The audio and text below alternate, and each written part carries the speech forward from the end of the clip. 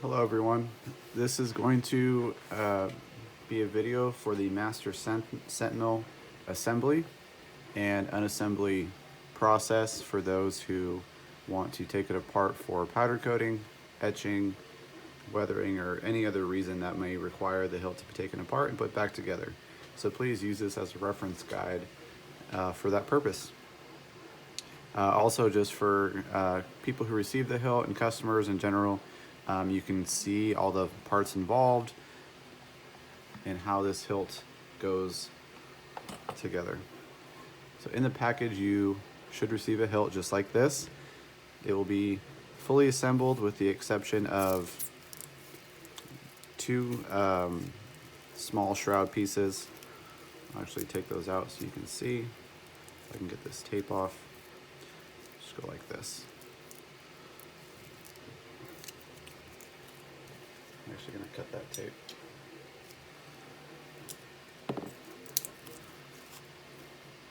There's one. And here's the other. They are not the same. There is one for each side. But those will be in the foam. So when you get those, just take them out. And you'll also receive the plaque, which has all the information, all the people involved on the run. Let's go ahead and take this out. Set this box to the side. Okay, so it's fully assembled. These shroud pieces right here are meant to be secured.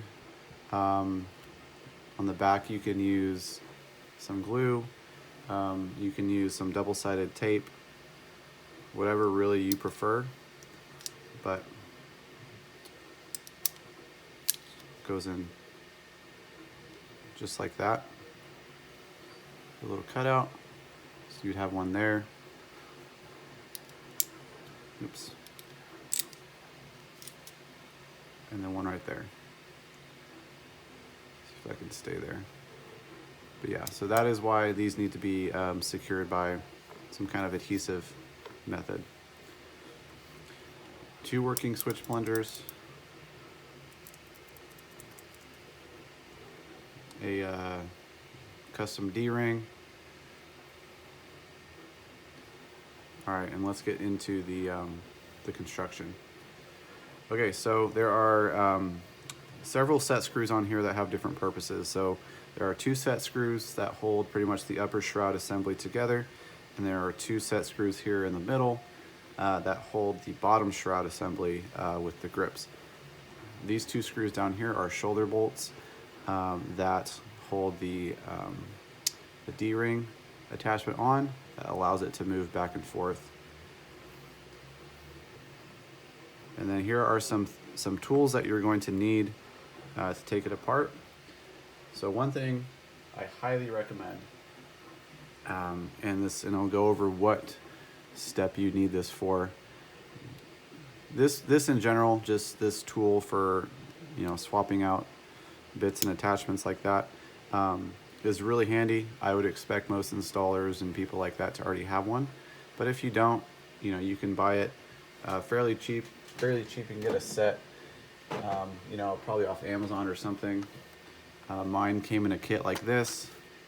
I've used a lot of these, but having a wide assortment of these sort of attachments is really going to come in handy, especially this one right here. So this is a 6-point sort of star bit that is really going to come in handy here. So taking this apart is pretty simple. First thing you want to do is you're going to take off these switch plungers. Now you should just be able to back them out just like this, and I'll show you how those go in. There are springs on the inside of this, so be careful not to lose those springs. Try not to lose any of these parts, actually. So it comes out like that. That is threaded on the end. Here's the spring. Go ahead and set that to the side. And that switch housing has female threads on that on the inside, and we'll get to that here in a sec. Next, take out this switch plunger. It is pretty low profile, but still there's enough to grip it, so just kind of be patient with it.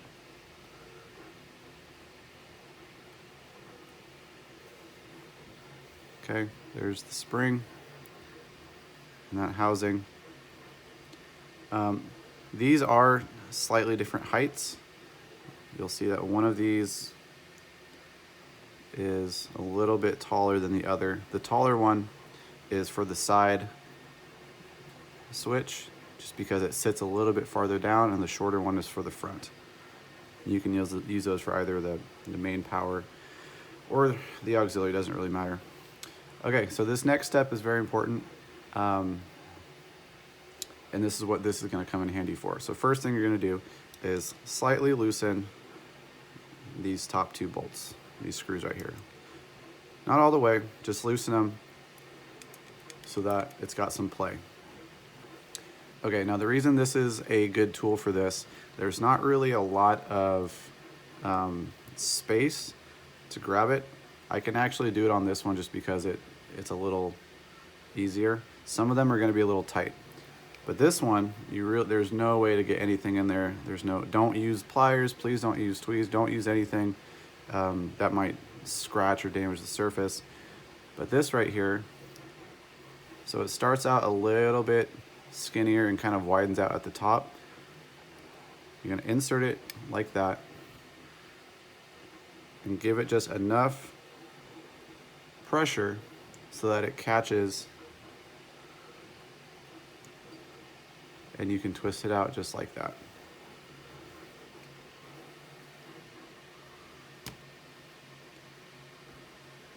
And that is really what's going to be key to getting these out efficiently and cleanly. And the good part is it doesn't damage the threads. It's only basically just grabbing the top part right here. I've done about 75 of these assemblies, and I've done them all this way, and none of them have been damaged, just in case people are wondering. And then you do the same thing for the other right here. Comes out just like that. So basically the way these are constructed, so inside of those there's threading for the switch plungers, and on the outside there's threading for the housings themselves. Two different types of threading on this piece. Now that we have this off, we can go ahead and take out some of the other set screws. This bottom one would be for your heat sink or NeoPixel holder. Top is for your blade retention. Again, don't lose these screws, but they are fairly common sized if you need extras. And then you can go ahead and remove these screws. Again, pretty common size. And from there, you can take the shrouds off. First shroud, second shroud, and now you have just the emitter core up top. You can see all the holes that are used for the alignment. For people who do powder coating and whatnot, these shrouds were made with a loose tolerance to account for the extra thickness that may occur from powder coating or weathering or anything like that. So they will have some play to them by design. Because again, eventually you'll just be tightening everything up with the two set screws up top anyways. They just need to be able to slide freely back and forth. Okay, now that we've done the top half, we're gonna go over the bottom half. So first thing, again, what you want to do, slightly loosen these up just a little bit. Just enough so that it's loose. Now we're going to take off these shoulder bolts.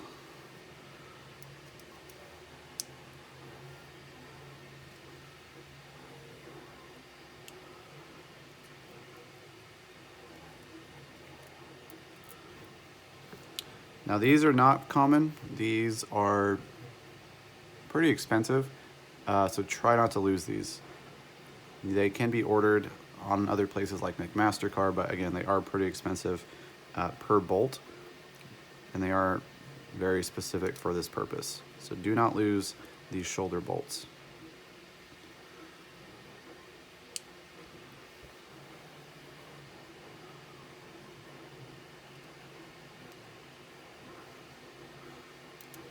And also, when you take these off, just be mindful that these are small screws with small threading, so try not to do anything awkwardly at an angle that may damage any of that. Okay, now that we have all that off, let's go ahead and take off the pommel.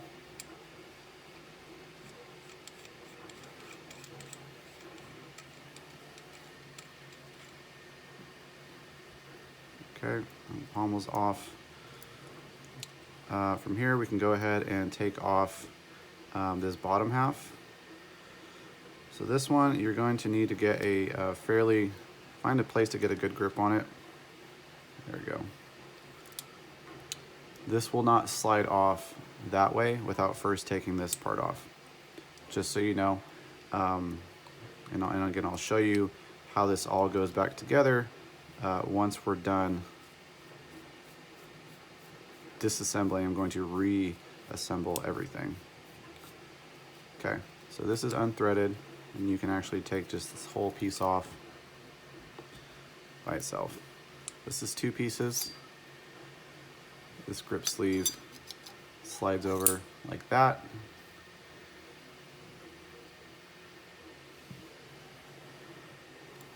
And now we can take off these shrouds. So there are a lot of pieces here. It's fairly complex design and build. So now this is all apart. And this is also 2 pieces. So that is how to fully deconstruct this entire hilt. Now we're going to put it back together again. So some keynotes, again, for people who are going to be doing powder coating or etching or weathering, anything like that. Please just, test fit all your parts before, finalizing everything. There are tolerances in place to account for the additions, the extra thicknesses that may be made from powder coating or things like that. But I know for some parts you'll probably need to do some sanding, like if this gets powder coated, this is supposed to be sort of a specific length. If you add powder coating, it may push it out just slightly. It may cause, something to not align. Just kind of keep that in mind. You may just have to, sand the top down. Nothing really too crazy, but because there are so many very alignment specific things for this hilt, modifying the hilt is going to probably change some of that, so you will have to kind of get a little creative and just take that into account. But now let's put this back together, which is really, again, not too difficult.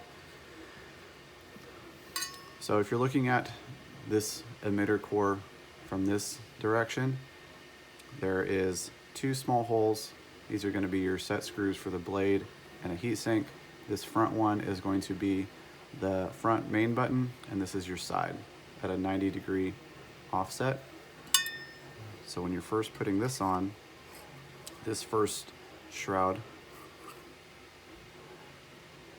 that lines up right there, and that hole should line up about center. Don't worry too much about getting it exact at this point, because you'll still have to go back and put this shroud on. So this next part, you'll just kind of have to get a little finesse with it and get everything lined up. Just be patient, because it will take a minute just to get those holes back in place. Once you do, just kind of hold it and then just use the screw sort of as a guide get it to all go back in. Oops. Sorry, that's magnetic.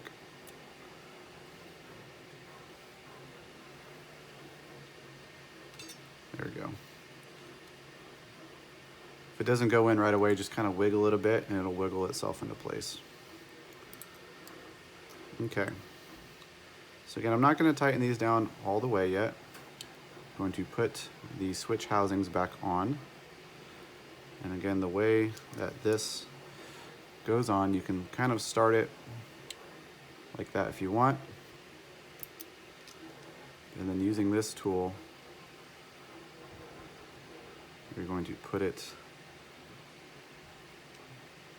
back into place. And same thing for this.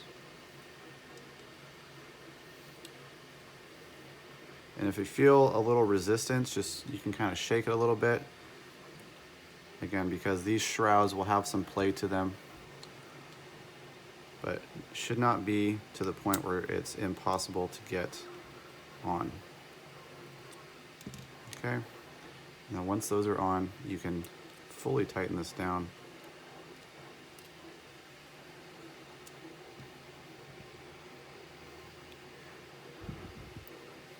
Get your switch plungers. Remember, the short one goes in the front.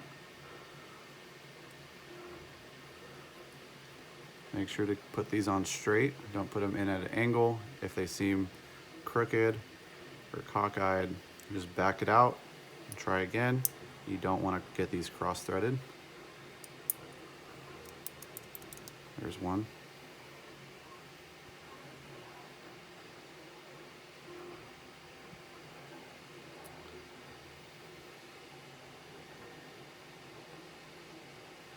Okay, just making sure that's straight. There we go. Now there may be people who decide that, you know what, I don't really like these switch plungers. I want to put different switches in them. You can. I would honestly say it wouldn't be too hard because there's technically already pilot holes made. If you want to bore them out, maybe put in one of those 8mm, brass tactile switches or anything else that can fit, that would be fine. I don't think there is, there's not space for a 12mm switch. I wouldn't really recommend that anyways, but it is doable. And then the last thing is you're going to put your screws back in. If you notice that this channel seems a little off, again, just kind of loosen those just slightly. Put the screws in, and then go back and tighten them. All right, that part's done. All right, next, I'm gonna put this piece on. This goes on first. This piece slides over.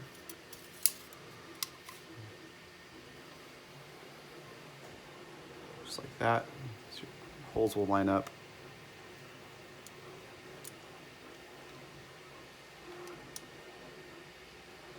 Put those on. Don't need to over tighten them just yet.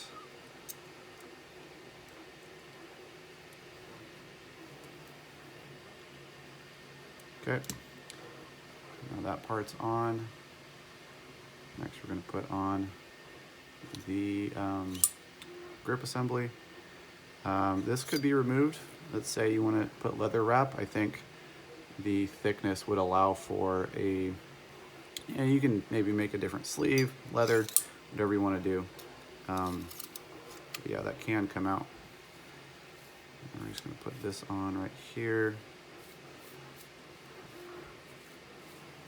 And should just get it to where the hole lines up.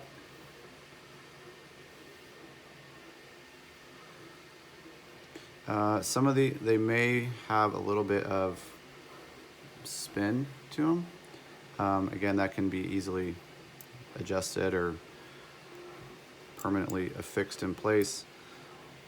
For me personally, if mine has a little bit of extra room, that's gonna really work for my powder coating, but not everyone may like that. Now I'm just putting the bolts on, lining up the hole. I'm not gonna tighten that one down all the way yet until I get them both on. And then using this one, oop, hold on. That one just moved slightly.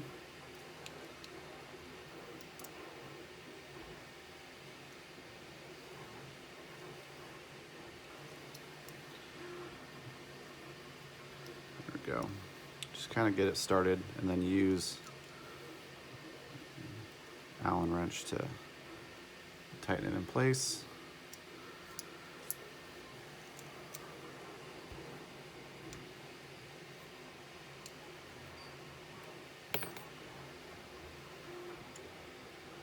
And pommel. And you're done. Good thing is, once you have everything built and installed and cosmetically done the way you want it, the only thing you'll ever have to take apart again is the pommel. So it is a lot of steps, especially if you're doing a lot of these or assembling a lot of them. But for just only owning one, it's really not that bad. But this is a very unique hilt, very complex, kind of first of its kind to have this many layers. Very excited just to really have these done, going out to the public. I think you guys are gonna be really happy with them. So thank you for watching the video. I hope that answers any questions you may have as you're building these or taking them apart. If there's something that wasn't covered that you come across in this video, please feel free to reach out either to myself, Shane at Saberbay, or to Russell at Wade Sabers, and we'll be more than happy to help. But yeah, that should cover everything. So when you get your hilts and you're watching this video, just follow this step by step, and that should eliminate any questions on how it comes apart or how it's made. And again, really all you'll need is a couple Allen wrenches. Oops. A couple Allen wrenches. And then something like this, though, is really going to be crucial to taking apart those switch housings. Thank you guys for watching. Like I said, ask any questions. Leave a comment what you think about the video. Was it helpful? And I'll see you guys on the next one. Thank you.